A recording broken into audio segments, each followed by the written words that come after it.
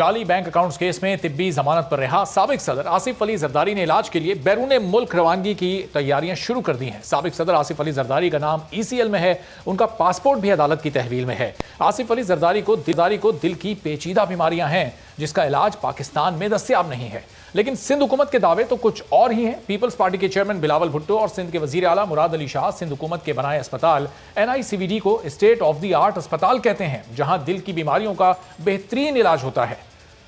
سندھ حکومت کی پوری کابینہ NICVD کی مثالیں دیتی نہیں تھکتی۔ جب بقول سندھ حکومت کے پورے سندھ کو صحت کی اتنی بہترین سہولیات والا اسپتال بنا کر دیا ہے تو آصف زرداری کے علاج کے لیے اس اسپتال پر بھروسہ کیوں نہیں کیا جا رہا؟ یا تو یہ اسپتال اس معیار کا نہیں جس کا سندھ حکومت دعویٰ کرتی ہے، یا پھر اس روایت کو برقرار رکھنا ہے کہ ہمارے ملک کے اشرافیہ کا علاج باہر اور غریب کا علاج ملک کے 3rd کلاس سرکاری اسپتالوں میں ہوتا ہے۔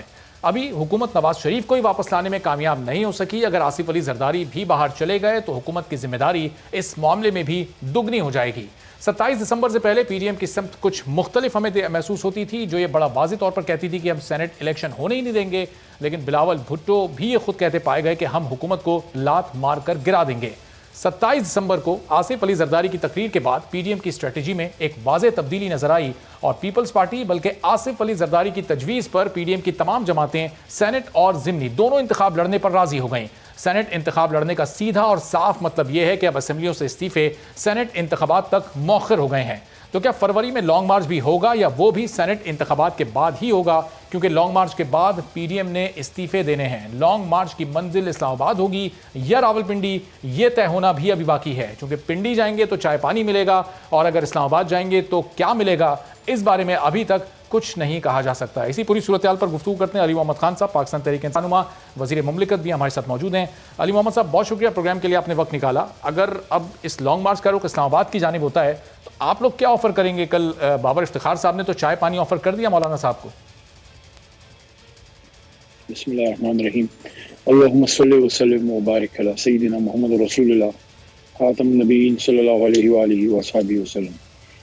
دیکھیں، میں تو پریگمیٹک اور پریکٹیکل بات کروں گا، وہ یہ ہے کہ اس وقت کسی لانگ مارچ کی کوئی گنجائش نہیں ہے اور نہ کوئی ضرورت ہے اور نہ ملک و قوم اس کی متحمل ہے۔ لیکن اگر انہوں نے لانگ مارچ کرنا بھی ہے تو اس لانگ مارچ کے لیے ایک بہت لازمی شرط، جس طرح بھی یہ میں چائے پی رہا ہوں تو اس کے لیے ضروری ہے کہ اس میں چائے کی پتی ہو تو تبھی یہ چائے بنے گی۔ چائے کی بات چل رہی ہے آج کل، تو لانگ مارچ کے لیے عوام بہت ضروری ہے، تو عوام کو ساتھ لے کے چلیں، یہ نہ بھول جائیں، کیونکہ لانگ مارچ کے لیے زیادہ راہ جو ہے وہ عوام ہے۔ باقی مارچ کرنا ہے، احتجاج کرنا ہے، جو کچھ کرنا ہے کریں، آئین قانون کے دائرے کے اندر کریں۔ اگر آئین کے حدود کو کراس کریں گے تو پھر قانون حرکت میں آئے گا۔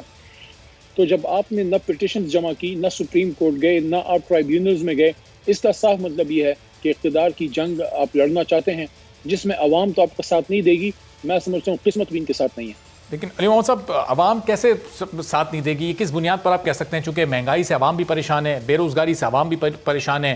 ہم مختلف اوقات میں دیکھتے ہیں وزیر اعظم معیشت کی بہتری کی جانب ٹویٹس بھی کرتے ہیں، اشارے بھی دیتے ہیں، فیکٹس اینڈ فگرز بھی شیئر کرتے ہیں، لیکن اس سے ایک عام آدمی کی زندگی تو نہیں بہتر ہو پا رہی ہے۔ اگر آپ کی حکومت یہ بہتر کرنے میں ممکن ہو سکتی ہے، ایسا ممکن ہو سکتا ہے آپ کی حکومت میں، تو پھر عوام ان کے ساتھ نہیں جائے گی؟ پھر کیوں جائے گی عوام ان کے ساتھ؟ جس نے لوٹا ہے ان کے ساتھ مل کے تو نہیں جائے گی نا۔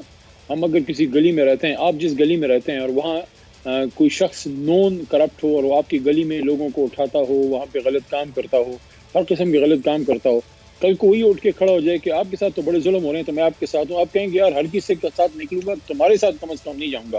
تو عوام اگر نکلے گی کسی بھی حکومت کے خلاف، ہر کسی کے ساتھ نکلے گی، لیکن جنہوں نے ان کے ساتھ یہ سارا کچھ کیا ہے ان کے ساتھ کیوں نکلے گی؟ عوام تو کبھی کسی کی کرپشن بچانے نہیں نکلتی، اور یہ سب کو پتہ ہے کہ بنیادی طور پہ جب کرپشن کے کیسز ہیں اور اس میں اب سوال و جواب ہو رہے ہیں، اس سے بچنے کے لیے، سائڈ ٹریک کرنے کے لیے یہ سارا جو ہے ہنگامہ جو ہے برپا کرنے کی کوشش ہے وہ کی جا رہی ہے۔ مت بھولیں کہ بہت سی جگہوں سے ریجیکٹ بھی ہو چکے ہیں۔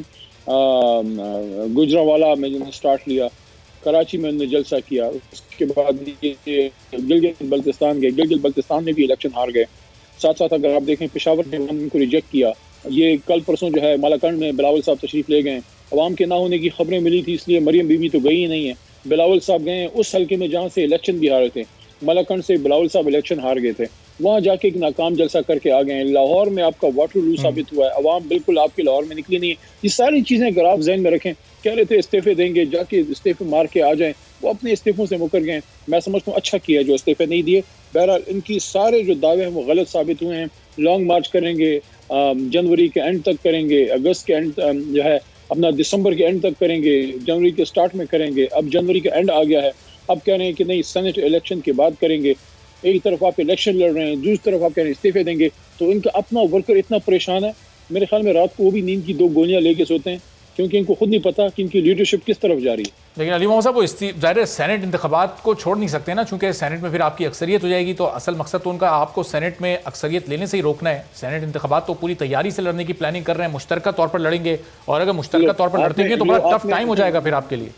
لو آپ نے خود ہی جو ہے اپنا تمام سوالات کا جواب خود ہی دے دیا کہ کوئی عوام کا درد نہیں ہے, کوئی اصولوں کے لیے نہیں ہے, کوئی دھاندلی ماندلی کے خلاف نہیں ہے. بیسیکلی سینٹ الیکشن کو بائی پاس سائڈ ٹریک کرنا تھا, اپنی دھاندلی جو ہے وہ کرپشن جو ہے وہ بچانی تھی. تو آپ خود ہی کہہ رہے ہیں کہ یہ تو سینٹ الیکشن کو سائڈ ٹریک کرنے کے لیے کر رہے ہیں, تو اس سے باہر کیسے جا سکتے ہیں یا اس سے بائیک آؤٹ کیسے کر سکتے ہیں. میرا سوال یہ ہے کم از کم بائی الیکشنز کا تو بائیک آؤٹ کر دیں, کیونکہ آپ تو اس نظام کو ہی نہیں مانتے, آپ اس الیکشن کو ہی نہیں مانتے. لیکن بہرحال ان کی پالیسی یہ ہے کہ جتنا ہو سکے موجودہ سسٹم اور عمران خان صاحب کو ڈسلاج کیا جائے, ڈسرپٹ کیا جائے, کیونکہ وہ دے آر فیئرنگ 2 چیزیں فیئر کر رہے ہیں. پولیٹیکل ورکر آپ کو بتا رہا ہوں, نمبر 1 جو کرپشن کا پیسہ ہے, جو کہ بدقسمتی سے ان کی لیڈرشپ تو اس میں انوالو ہے, سارے لوگ نہیں انوالو.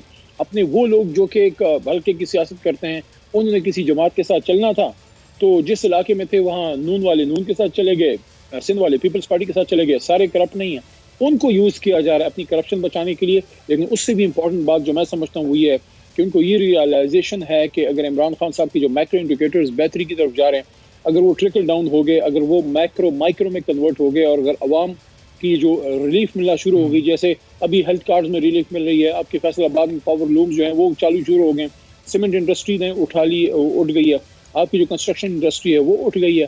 تو اگر اس طرح سے مہنگائی بھی کنٹرول ہو گئی تو ان کو فکر یہ ہے کہ ایسا نہ ہو لینے کے دینے پڑ جائیں, جو لوٹ کسوٹ کی جو کرپشن کا پیسہ تھا وہ بھی دینا پڑے, اور آئندہ سے سیاست میں بھی ان کی انٹری بند ہو جائے. ان کو فکر یہ ہے کہ ایسا نہ ہو پشاور لاہور تو ہاتھ سے گیا, سندھ کراچی بھی ہاتھ سے چلا جائے.